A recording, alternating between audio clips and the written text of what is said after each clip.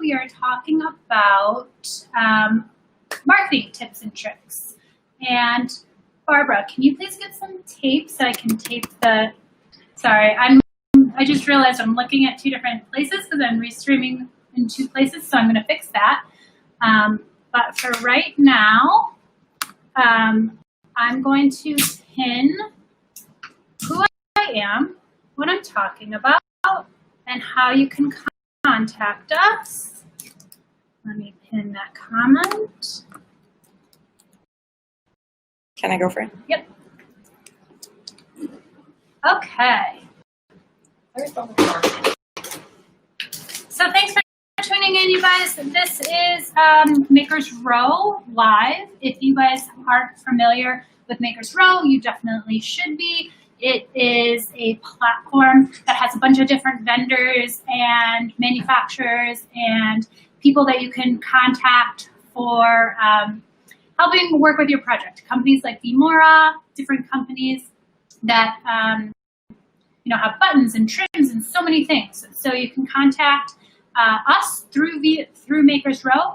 We have a page on there. You go to makersrow.com/v-mora, and they are launching Embark, or they already have launched Embark. And Embark is a platform that will have a bunch of different professionals on it so that you can watch our videos or our how-tos. There's a bunch of different information that you can contact experts to help you through the process. And if you use the promo code ANNA, A-N-N-A, to sign up at embarklive.com, you'll get your first 6 months free. So without further ado, I'm going to get into today's content. Yes, I have a new hairdo. I just did it this weekend. So cut off all my hair and dyed it blonde. Thank you for noticing.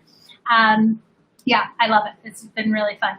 So today we're going to talk about 5 tips for marketing and different marketing strategies, things that you can use in your business so that you can have a successful launch. The first tip I wanted to talk about is, this one is big, and I don't follow this the best either, but when you are thinking about your Instagram and your Facebook, you want to think about your content in quantity over quality. So many designers get stuck in this perfectionist world where they're like, if it's not perfect, I don't want to post it. So therefore you end up posting nothing, right?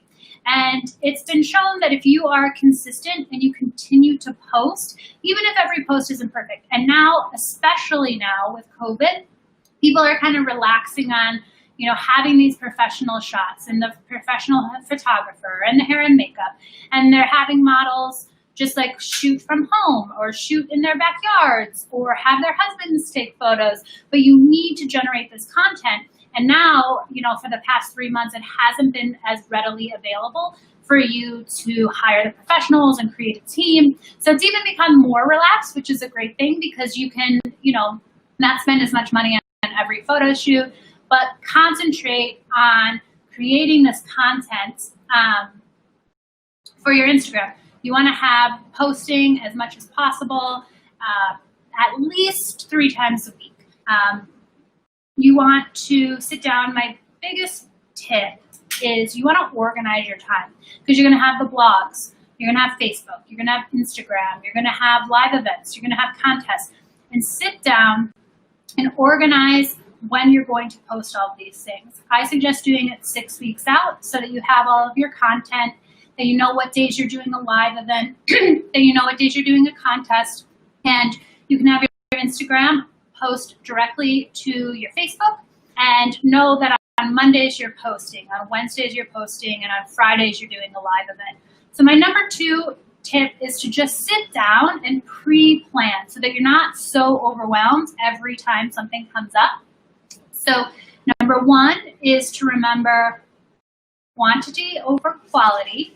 And then number 2 is pre-plan your posts, your schedule. Just be really organized and get it, there's tools that you can use that will help schedule your posts, things like that. So make sure that you sit down and just plan. Number 3 is, doing as much as you can to engage with your customer, right? And the live events, what I'm doing right now is a perfect example. I get to come on and talk and get questions. So planning a live event, and designers say, well, what do I plan a live event around? And that can be anything. It can be, if you're going to be writing a blog, you can do a blog post and then do a live event where you talk about that blog and bring up that topic, whatever that may be. You can do just a Q&A with the designer. You can do, there's so much you can do. But again, when you're pre-planning and you're sitting down, you can plan what these live events are going to be so that you're prepared. And you can say, okay, commit to every other Friday at 2 o'clock of doing a live event. But live events are a great way to connect with your audience, get them here, asking questions, knowing who your customer is. You can ask them what kind of colors they'd like to see, or, anything at all. But doing a live event for a marketing tip is really, really huge because it gives you that live engagement with your customer. As you guys can tell, you're all here, so you're getting live engagement with me. So do that for your customers just the way that Makers Row is doing that for you. Number 4 is contests. So putting together some sort of contest and generating emails from that contest. You can say, sign up for my email list and you'll be entered in a contest to win a dress for free. Or write an essay around what inspires you and the most inspiring story we're going to post, and then do a live photo shoot with you. Something where you can, again, it's all about engagement. Number 4 is, that was number 4. Number 5 is researching hashtags. So researching hashtags, your SEO, all of that are keywords that will help your product be found when people are searching in general. So knowing what those words are, what's trending on Instagram, what other hashtags are being used. So that is number 5, is to spend some time when you're doing your organization and researching your hashtags so that you know what you're going to post ahead of time, and knowing like in, fashion, dresses, these 5 hashtags seem to have a lot of following. If you're doing baby clothes, what are those hashtags? So you can just spend some time on Instagram and see what's trending. And then also be sure to use those keywords on your website so that if people are Googling, that your pieces will come up in the Google. Although Google's pretty hard.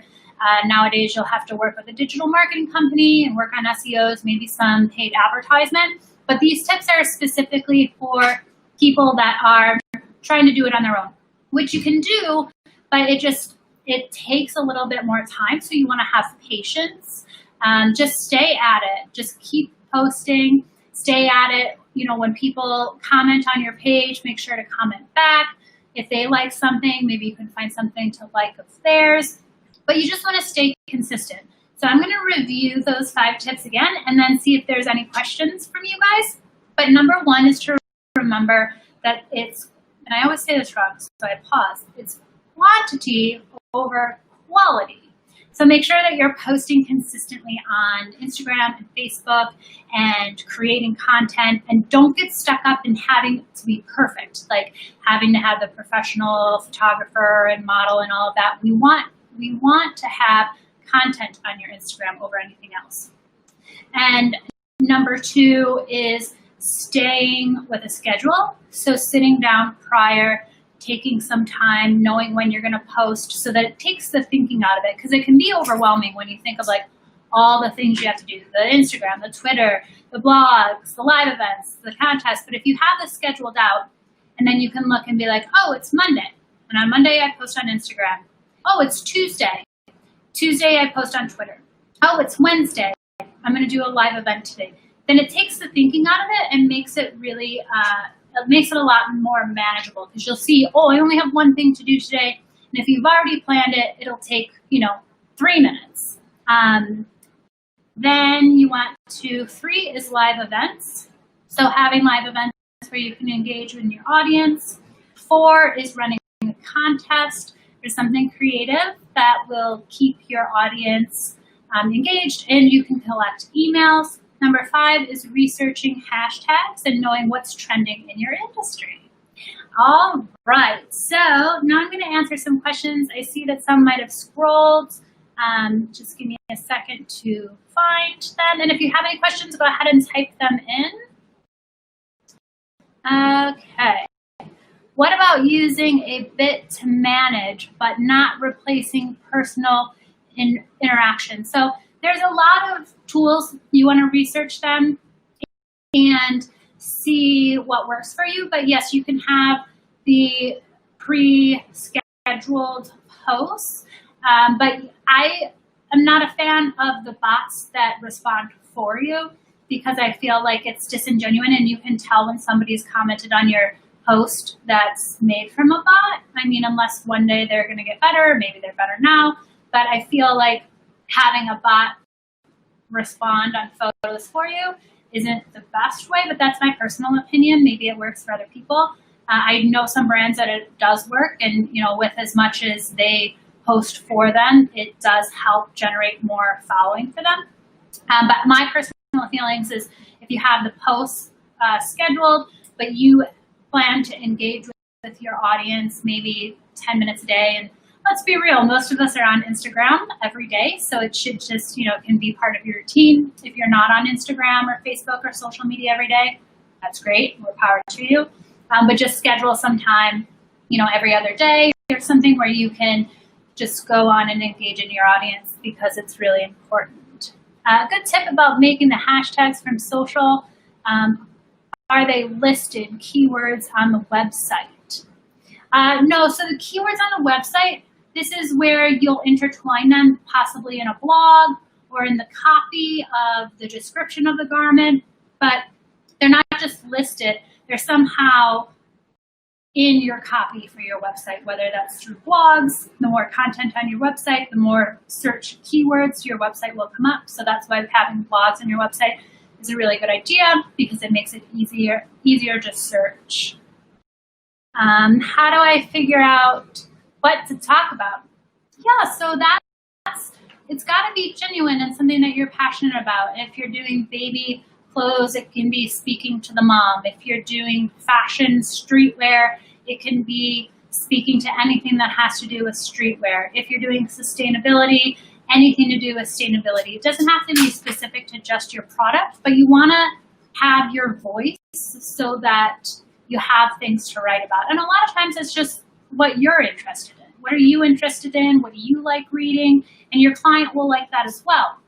So yes, think about creating a questionnaire. We have one that we work with, our designers with, that just helps you see your voice. Who is your woman? What's important to you? Where are your values? What inspired you? Tell them a story around who you are and why you started this brand, and then speak to what's important to you and, anything that you think your customer would get value out of.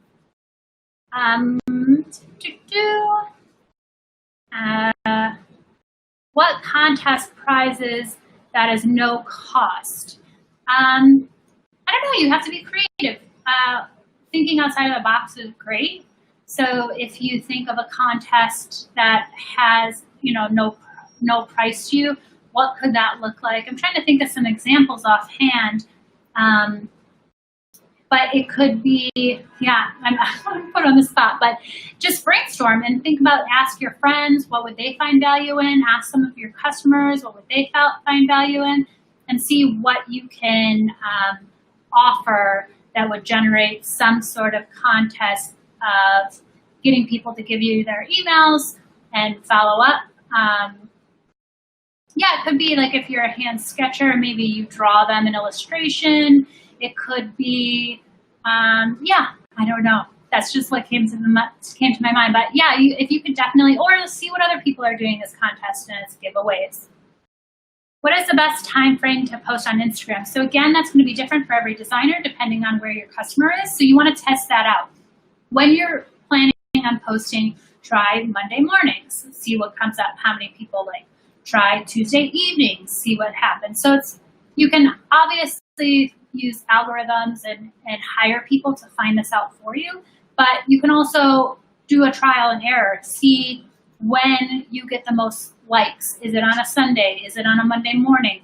And when people are engaging more. So just schedule your first initial post to different times and test the market and see how that happens, record the results, try it again, and figure it out on your own. Or like I said, you can hire someone to do some digital marketing and research for you.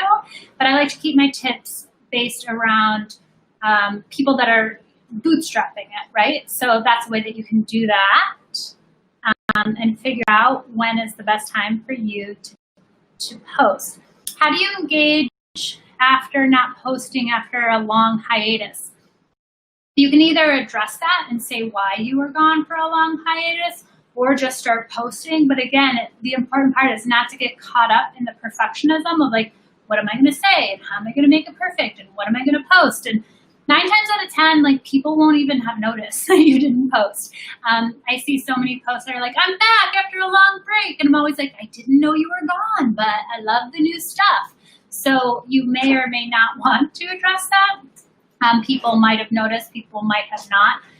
But I can honestly say I've never noticed when someone hasn't posted and then they do this big re-intro post and I'm like, great, I didn't know you were gone. There's so much going on Instagram that if one person isn't posting for a long time, unless it's like an ex-boyfriend you're stalking or something like that, you probably wouldn't notice either.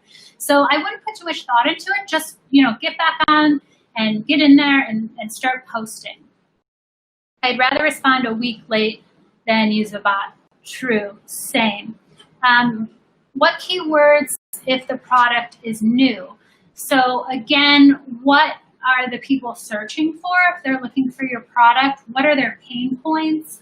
What problem are they trying to solve? So if your product is new, there's still going to be keywords that will help people get to your product. And I would just spend some time researching that online. Okay. And hi, Anna, I'm planning on selling in the water apparel and swimwear markets. What other kinds of ideas, suggestions have you found that are best to, I just got popped off of Instagram because my phone is too hot.